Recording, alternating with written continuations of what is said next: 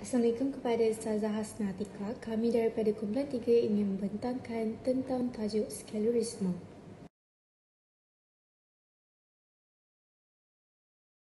Ahli kumpulan kami terbahagi kepada 4 anggota, iaitu saya sendiri sebagai pembentang pertama Nurul Nadirah, pembentang kedua Farah Diana, pembentang ketiga Nur Saidatul Saadah dan pembentang keempat Wan Ardini Syamai.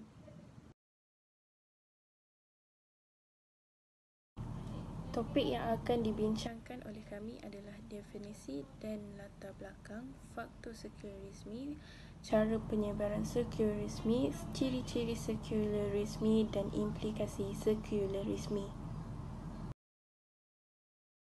Kewujudan sekularisme di muka bumi ini sejak berabad yang dahulu bukanlah ditubuhkan dalam satu hari, sebaliknya berpuluh dan ratusan tahun sehingga berjaya menarik pengikut dan melalui pelbagai fasa-fasa pembentukan sekularisme itu sendiri. Ideologi ini semestinya datang dan berasal dari Barat dan Eropah atas ketidakpuashati terhadap sesuatu institusi sehingga merebak kepada umat Islam kini. Namun demikian, kita sebagai manusia dan insan yang telah diciptakan oleh Allah SWT sebagai khalifah di muka bumi ini, hendaklah kita menggunakan akal dan fikiran yang dikurniakan bagi mengelak sebarang kemungkaran daripadanya. Sesungguhnya berat balasan yang bakal kita perolehi kelak. Jadi pada abad ke-21 ini kita telah menyaksikan pelbagai aliran pemikiran moden dan pasca moden serta ideologi yang berasaskan dari falsafah sekularisme itu sendiri yang merujuk kepada sesuatu cara pemikiran yang meleraikan manusia daripada metafizik dan agama ke atas akal dan bahasanya. Justru itu, proses falsafah ini dinamakan sebagai proses sekularisasi, di mana melalui proses ini terjadinya pemisahan terhadap cara membentuk pemikiran budaya dan sistem masyarakat yang bersifat dualistik atau sekular. Dan selanjutnya, asas-asas pemikiran sekular disebarkan secara meluas melalui penjajahan, globalisasi dan hegemoni Barat. Secara ringkasnya, sekularisme berasal dari perkataan Latin seculum yang membawa erti masa kini, di sini sebagai penanda aras bagi masa sekarang dan di sini membawa erti kepada dunia ini. Dan bagi pemahaman sekularisme pula, ia membawa kepada pengertian terhadap satu fahaman pemisah di antara sesuatu agama, sacred, yang bersifat dunia, profane, yang saling tidak dapat dipertemukan lagi. Jadi merujuk kepada Kamus Dewan Bahasa edisi keempat pula, sekularisme ini adalah fahaman doktrin pegangan dan lain-lain yang membantras elemen-elemen keagamaan dalam kehidupan sosial manusia. Jadi, terbuktilah bahawa fahaman sekularisme ini bertujuan untuk memisahkan agama dan kejadian alam daripada kehidupan manusia dan menidakkan kekuasaan Tuhan berdasarkan panduan dari agama samawi yang telah diperkenalkan. Selanjutnya beralih kepada individu-individu yang melahirkan atau menegakkan ideologi sekularisme ini, iaitu George C. Holyoake, C.A. Van Person dan Martin Luther. Pada tahun 1846, J. Holyoake sudah mula meragui tentang agama dan memperkenalkan doktrin sekularisme di majalahnya Reasoner di England. Beliau memberikan tumpuan yang tajam dalam mengasaskan fahaman sekular, penganut sekular untuk mencabar pengaruh institusi agama. Bagi individu yang bernama C.A. Van Person pula, beliau berpendapat bahawa proses sekularisasi ini membebaskan manusia daripada kawalan metafizik dan agama serta membuat spekulasi agama tidak terlibat dalam kehidupan masyarakat seperti etika, politik dan ekonomi, serta menganggap agama sebagai sifatnya pribadi, privatized dan bukan di dalam kerangka pemikiran insan lagi. Seterusnya, sekularisme ini mempunyai jalan pemikiran falsafahnya daripada Greek dan Aristotelianism, dan latar belakang sekularisme berkait rapat dengan penolakan agama Kristian di Barat, di mana falsafah Yunani berfikiran bahawa alam dan Tuhan harus dipisahkan. Kesimpulannya, golongan sekular ini melakukan pengasingan dari sains dan teknologi dan agama. Di sini saya akan membacakan sedikit petikan daripada Saidina Umar Al-Khattab berkenaan isu sekularisme ini. Beliau berkata, seseorang yang dilahirkan dalam keadaan Islam tetapi tidak mengenal erti jahiliah sedikit pun, maka dia akan merobohkan Islam sedikit demi sedikit. Assalamualaikum, nama saya Faradana binti Rusti dan saya akan menjadi pembentang kedua anda pada hari ini. Berjumpa lagi kita pada topik faktor penyebab sekularisme. Terdapat 3 faktor, iaitu faktor pendidikan, faktor politik dan undang-undang, dan faktor keagamaan dan kerohanian. Faktor pertama adalah faktor pendidikan. Sains kemajuan adalah aspek unik yang membawa kepada penciptaan sekularisme di dunia barat semasa tempoh reformasi zaman pertengahan. Pengaruh falsafah kontemporari terhadap kemunculan sekularisme dalam tamadun barat. Timbul ideologi kapitalisme di mana ia telah berada di dalam masyarakat semasa tempoh kemajuan, pembaharuan dan pembangunan pesat di dunia barat. Ilmu dan maklumat digunakan untuk mendedahkan sekularisme melalui kajian sekularisme. Faktor kedua adalah faktor politik dan undang-undang. Dalam politik sekular identiti, politikaian mengenai agama dan cara hidup telah menjadi isu peribadi. Sekularisme dijadikan kaedah untuk mencapai pemodenan. Sekularisme digunakan untuk menggambarkan masyarakat dan budaya yang terputus daripada institusi keagamaan dan kerohanian. Yang terakhir adalah faktor keagamaan dan kerohanian. Sekularisme berlaku apabila agama menjadi domain tunggal bagi manusia.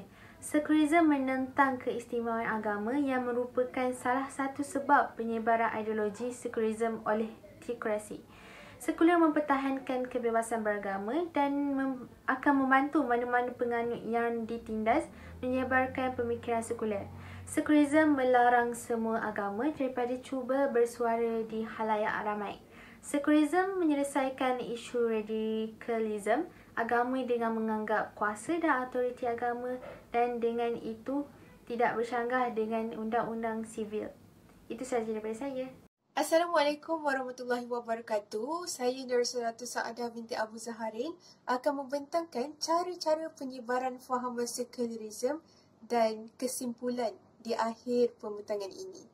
Kedatangan penjajah barat pastinya mempunyai tujuan yang tersendiri di mana mereka akan cuba sedaya upaya menggunakan pelbagai inisiatif atau cara untuk menyebarkan fahaman sekularisme di bumi umat Islam. Kedatangan mereka bukanlah satu kehadiran yang dapat memberikan manfaat. Sebaliknya, menghuru-harakan lagi kehidupan umat Islam. Terdapat beberapa cara yang dilaksanakan dalam penyebaran fahaman sekularisme bagi menjauhkan umat Islam dari agamanya, iaitu melalui aspek pendidikan, penulisan dan media massa serta undang-undang. Dari aspek pendidikan, penyebaran sekularisme disebarkan melalui sekatan pengajian agama Islam sama ada secara moden maupun material. Untuk pengetahuan semua, sekatan secara material kebiasaannya dilakukan dengan cara membuka pintu seluas-luasnya kepada pengajian yang kosong dari roh agama. Pengajian sebegini bukan sahaja dibantu, malah dibangunkan serta diberi kemudahan dari aspek material. Sekatan secara moral pula adalah membawa maksud dengan memperlekikan dan memandang rendah terhadap golongan tuan guru, penuntut agama dengan cara membeza-bezakan antara mereka dengan guru-guru subjek. Perkara ini seharusnya ditangani dan janganlah sesekali kita mengagungkan pangkat seseorang itu. Sebaliknya, pandanglah pada agama kerana agama dapat menjamin kehidupan. Mungkin ramai orang menganggap ilmu kedoktoran, kejururawatan, keusahawanan dan sebagainya tidak ada kaitan dengan ilmu Islam. Namun, mereka terlupa bahawa setiap ilmu pasti ada terselitnya dengan Islam. Sebagai contoh, usahawan sangat berkait rapat dengan jual beli. Dalam konteks Islam, Islam mengajar umatnya untuk menjauhi dari perbuatan riba kerana riba punca kehidupan tidak berkat. Jadi jelaslah di sini bahawa adanya ilmu agama walau dalam apa jua bidang pekerjaan. Seterusnya, melonggarkan sukatan pengajian agama atas kemajuan akademik juga merupakan salah satu cara penjajah barat menjauhkan umat Islam dari agamanya. Hal ini demikian kerana kelonggaran sukatan pengajian adalah bertujuan untuk melemahkan dan membutuhkan kepribadian para pelajar Islam. Dalam aspek ini, pelajar akan lemah dalam menguasai ilmu agama apabila berlakunya pencampuran subjek dan pengurangan sukatan pelajaran yang berkaitan dengan jihad dan lain-lain berbanding yang asal. Secara tidak langsung, kurikulum pengajian Islam akan semakin terhakis dari hari ke hari. Bukan itu sahaja, percampahan institusi pengajian asing di negara Islam boleh cenderung ke arah penyelewengan akidah umat Islam, bahkan berupaya mengeluarkan mereka dari agama apabila situasi ini bertambah serius. Golongan sekular juga akan memulakan strategi mereka dengan menggalakkan percampuran lelaki dan perempuan dalam pengajian di negara-negara Islam seperti sekarang. Namun, galakan ini lagi menyalakan obor nafsu manusia kerana ia membawa ke arah pembekuan nafsu seks antara dua jantina dan perangsangan nafsu.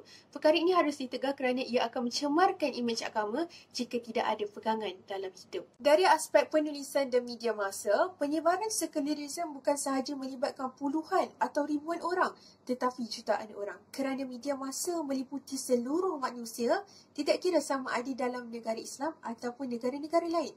Apabila kita bercakap tentang media massa, kita perlu tahu bahawa semua orang akan menonton, mendengar dan membaca sesuatu isu melalui program-program yang ditayangkan. Melalui tayangan tersebut, perkataan-perkataan yang baik akan menghasilkan faedah yang baik. Tetapi jika perkataan-perkataan itu buruk, maka ia menghasilkan faedah yang buruk. Sebenarnya, banyak contoh yang dapat kita lihat bagaimana sekularisme itu berlaku dalam media massa. Cuma, ramai orang menganggap bahawa perkara itu merupakan perkara yang remeh dan tidak perlu dipandang serius. Hakikatnya, program-program yang ditayangkan melalui televisyen, panggung wayang, teater, radio, akhbar dan macam-macam lagi tidak membantu dalam perkembangan dan pengukuhan nilai-nilai mulia. Sebagai contoh, ada sahaja filem yang menyiarkan gambar yang tidak sepatutnya dan mungkin ada yang mempunyai unsur pornografi. Kesannya, ini boleh meruntuhkan akhlak umat Islam. Sepatutnya, media massa perlulah menapis setiap apa yang ingin ditayangkan supaya tidak berlakunya fitnah dan menjadi perosak kepada masyarakat. Sudah terang lagi bersuluh, sekularisme memang benar-benar menjatuhkan kehidupan umat Islam. Dari aspek undang-undang, golongan sekular ini telah mencari ruang untuk menjauhkan Islam dari kuasa pemerintahan.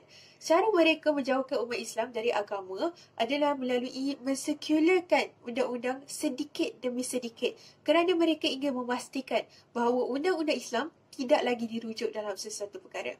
Dalam aspek ini, hanya beberapa undang-undang Islam yang berkait dengan adat sahaja yang tinggal, iaitu nikah kahwin atau ahwal syahsiah, memandangkan ia tidak menggugat kedudukan penjajah. Umat Islam boleh mengamalkan apa sahaja undang-undang di kalangan mereka.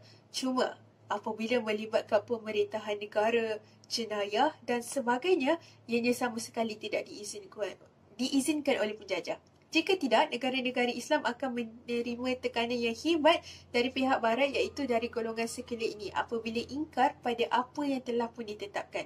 Betapa jahat dan kotornya perancangan golongan sekular ini. Oleh sebab itu, umat Islam perlu sedar dari awal setiap strategi yang disusun oleh golongan sekular supaya tidak ada yang termasuk dalam perangkap mereka. Kita perlu ingat bahawa Islam dan sekularisme memang tidak dapat disatukan kerana kedua-duanya berbeza. Sekularisme merujuk kepada penafian perkara-perkara rohani, penafian kewujudan akhirat, pemisahan agama dan nilai-nilai kerohanian, kuasa sebagai kebebasan penuh dan organisasi keagamaan yang berkhidmat semata-mata untuk tujuan ilahi. Apakah ciri-ciri dan doktrin ajaran sekularisme? Pertama, sekularisme mengajar penganutnya supaya menengepikan perkara-perkara akhirat dan mengejar kehidupan peribadi pada masa kini. Urusan akhirat adalah perkara kedua yang mereka pertimbangkan.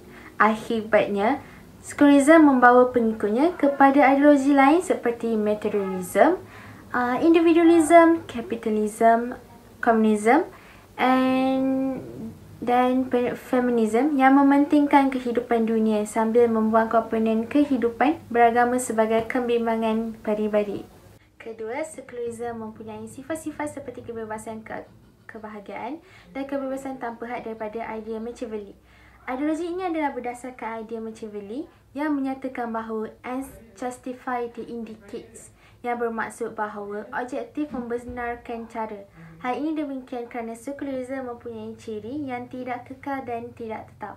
Terdapat juga pandangan daripada Syed Muhammad Naqib Al-Atas di mana karya bukunya terdapat 3 ciri di mana ia mengeluarkan makna rohani, kepercayaan dari alam kehidupan, ia mengeluarkan komponen agama daripada politik dan aspek lain yang dalam kehidupan manusia, dan ia juga mengeluarkan aspek pemurnian nilai agama daripada pemikiran dan tingkah laku manusia. Itu sahaja daripada ciri-ciri dan doktrin ajaran sekularisme. Assalamualaikum, saya Wan Ardini ingin menerangkan sedikit tentang implikasi-implikasi sekularisme terhadap individu, masyarakat dan juga negara. Seperti kita dah ketahui, ideologi barat ini telah terbukti memberi kesan negatif berbanding kesan positif terhadap sesuatu individu. Jadi antara implikasi dan kesan sekularisme terhadap keluhuran agama dalam umat Islam, pertama sekali terhadap individu ialah ia menghalang keberkesanan pengajaran dan pembelajaran pendidikan Islam. Itu yang pertama. Jadi hal ini jelas membuktikan bahawa pengajaran seseorang individu daripada pembelajaran Islam yang telah dipelajari akan membawa kepada kesan buruk seperti seseorang itu telah mementingkan kehidupan di dunia sehingga seorang individu itu mengabaikan hal-hal yang berkaitan dengan akhirat. Sebagai bukti, pemikiran barat yang berluas ini mampulah untuk meluluhkan keimanan dan menggoyahkan akidah serta kehidupan kekuasaan Allah SWT, di mana kewajipan dia menutup aurat dipandang remeh serta melibatkan kerosakan akidah. Itu yang kedua. Dia mula mempertikaikan hal-hal agama yang berupa metafizik dan tidak logik berasaskan Al-Quran. Malah pertikaikan lagi tentang solat, alam akhirat dan pembalasan kubur. Jadi perubahan sekularisme yang berkembang ini juga jelas bukti bahawa seseorang individu lupa akan tanggungjawab mereka sebagai makhluk Allah, seperti lalai melakukan ibadah solat 5 waktu kerana terlalu mementingkan dunia hedonisme. Selain itu, individu sering menolak keimanan Allah dari konsep ibadah. Dari segi masyarakat, pertama sekali implikasi dia adalah ilmu sains sekarang dah dipenuhi dengan pelbagai-bagai ilmu pengetahuan. Ia juga berkembang, jadi dia membawa kepada zaman pembaruan, iaitu the scholarization of modern culture, di mana kombinasi pengajaran terhadap ilmu Islam dan Barat telah pun didedahkan. Oleh sebab itu, pemikiran yang dialami oleh masyarakat mampu merosakkan kehidupan masyarakat, menjerumus ke api neraka Jahanam. Hal ini kerana sebahagian daripada masyarakat terpengaruh dengan ilmu falsafah moden. Jadi perkara ini sekaligus membawa kepada masyarakat yang tidak aman dan sentosa. Itu adalah salah satu implikasi dari segi masyarakat. Selain itu, antara implikasi dalam penularan sekularisme ini adalah ia mampu merosakkan kepercayaan masyarakat yang bercanggah daripada rukun Islam. Ini boleh terbukti kerana ketetapan sekularisme ini adalah berubah mengikut kepentingan dan masa tanpa garis panduan yang mutlak. So, manakala agama Islam ini telah ditulis dalam kitab Al-Quran dan hadis sebagai ilmu nakli, kebenaran tergantung dalamnya adalah bersifat mutlak. Jadi perjalanan hidup umat Islam akan lebih sempurna dan aman kerana bersentiasa berada dalam manhaj ilahi. Kemudian implikasi daripada segi negara terhadap negara. Pertama sekali, implikasi sekularisme terhadap negara ini mampu memiliki kesan yang amat besar. Antaranya adalah menghalang kepada matlamat dan falsafah pendidikan. Buktinya, matlamat kehidupan umat Islam ini dipenuhi dengan kehidupan duniawi tanpa keingatan kehidupan mereka di akhirat. Macam tiada sekatan ataupun halangan berat yang dilakukan atas kefahaman pendidikan sekularisme ini kerana pengurangan ikatan di antara kerajaan dan sesebuah negara, ataupun menggantikan undang-undang berasaskan kitab suci seperti Torah dan hukum syariat dengan undang-undang sivil dan hapuskan perselisihan pada asas agama. Selain itu, negara tidak dapat berkembang dengan kesempurnaan Allah. Kenapa? Sebab hal ini dibuktikan dengan perkara yang diamalkan oleh Kepercayaan sekularisme di mana lahirnya dua bentuk sistem ekonomi iaitu ekonomi kapitalis dan sosialis yang bermatlamatkan kekayaan dan material semata-mata tanpa memikirkan halal, haram, keadilan. Jadi corak sistem yang mereka pilih lebih mementingkan hal dunia daripada mengambil kira kesucian jiwa dan iman yang diperlukan bagi membentuk akhlak dan moral. Jadi akhir sekali implikasi sekularisme ini akan membawa kepada impak buruk pada generasi akan datang dengan mengawal pemikiran mereka tidak selari dengan falsafah pendidikan dengan agenda barat. Ini akan mendorong kepada kehancuran umat Islam dan kekuatan Islam. Itu sahaja daripada saya. Kita teruskan dengan presentation seterusnya. Terima kasih. Kesimpulannya, berpegang teguhlah pada Al-Quran dan As-Sunnah sebagai panduan hidup kerana kedua-dua ini merupakan sumber rujukan utama buat semua umat Islam. Jika terdapat kemusykilan atau ragu-ragu terhadap sesuatu perkara, rujuklah sumber-sumber ini agar kita tidak akan tersesat dari tipu daya agenda Barat. Kadang-kadang masyarakat alpa dengan kesenangan yang dicanang-canangkan oleh Barat yang didakwa itu hanya keseronokan dan mudah sangat terpengaruh dengan kata-kata mereka. Namun dalam sedar tak sedar, strategi yang disusun sedikit demi sedikit akan berhasil. Iman umat Islam ada kalanya naik dan ada kalanya turun. Jadi kita perlu betul-betul menjaganya. Sama-samalah kita berganding bahu, berpada tenaga bagi menghentikan penyebaran faham sekularisme dari terus berleluasa.